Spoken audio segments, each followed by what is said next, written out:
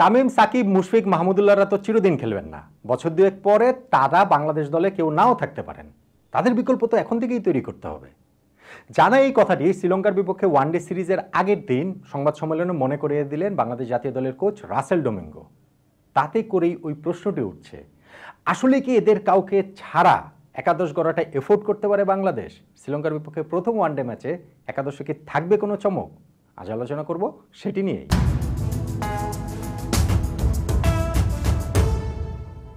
একাদশ কেমন হতে যাচ্ছে সেটি নিয়ে আলোচনা করার আগে ডোমিঙ্গোর কথাটা চলুন একটু শুনে আসি, তারপর সেটি ধরে আমি আলোচনা করব। চলুন শুনি ডোমিঙ্গো কি বলেছিলেন।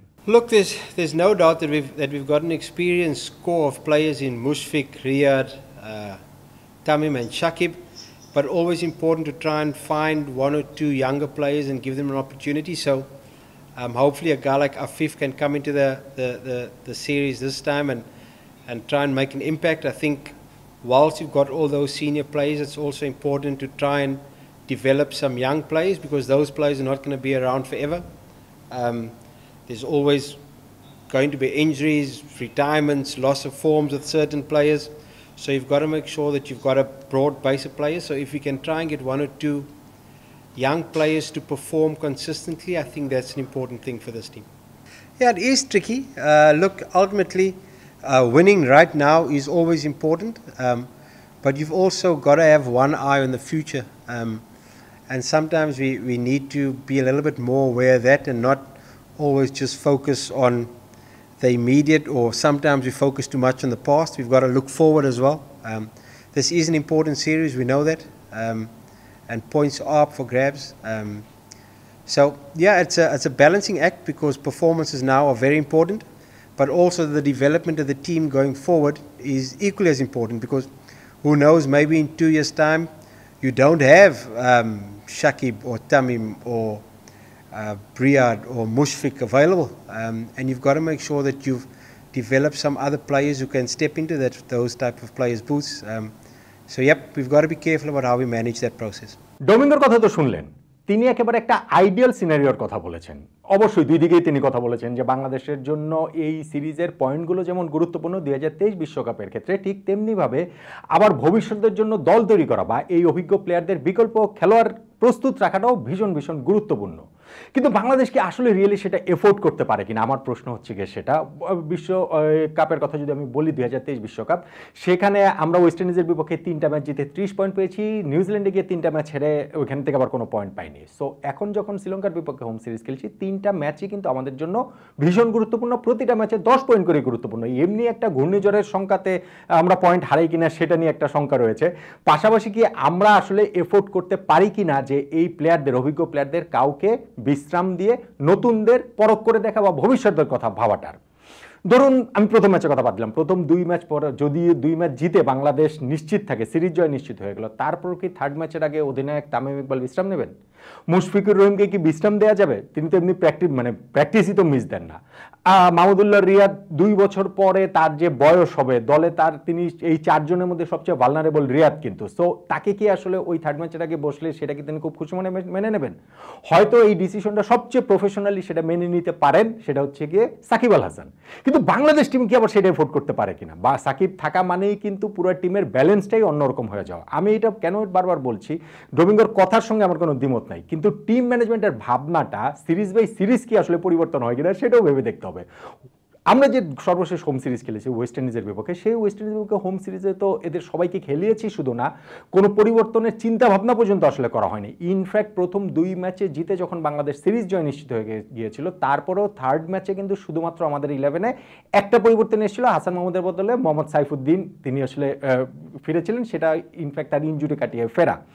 তখনও কিন্তু আমরা শরীফুল, একদম নতুন একটা বোলার, তাকে পর্যন্ত আমরা ডেবু করানোর সাহস পাইনি, যেটা অ্যাওয়েতে যে নিউজিল্যান্ডে করেছি, সেটা আবার তার প্রতি আমার ফেয়ার মনে হয় না। সো সেই কারণে আমি বলছি যে বাংলাদেশের বাস্তবতায় আসলে কি শ্রীলঙ্কার বিপক্ষে এই সিরিজের কোনো একটা ম্যাচে কোনো একটা পর্যায়ে গিয়ে এই সিনিয়র 4 প্লেয়ারদের কাউকে কি আসলে বিশ্রাম দিয়ে অন্য কাউকে পরখ করার সুযোগ বাংলাদেশের রয়েছে কিনা? আমার কাছে ইনফ্যাক্ট সেটা মনে হয় না।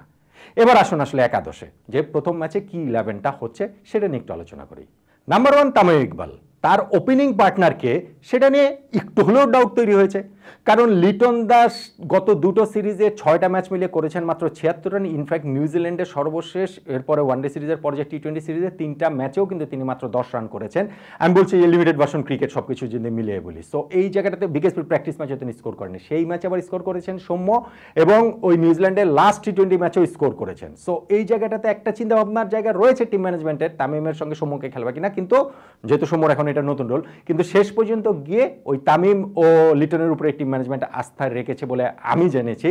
তারপরে 3 নম্বরে তো সাকিব রয়েছেন, 4 নম্বরে মুশফিক, 5 নম্বর নিয়ে আবার একটা প্রশ্ন রয়েছে, কিন্তু মোহাম্মদ মিঠুনের উপরেই শেষ পর্যন্ত টিম ম্যানেজমেন্ট আস্থা রাখছে, কারণ নিউজিল্যান্ডের সেকেন্ড ওয়ানডেতে তার ওই দুর্দান্ত ইনিংসটাই এক্ষেত্রে মিঠুনকে একটু এগিয়ে দিচ্ছে, যদিও তিনি বিকেএসপির প্র্যাকটিস ম্যাচেও কিন্তু স্কোর করতে পারেননি।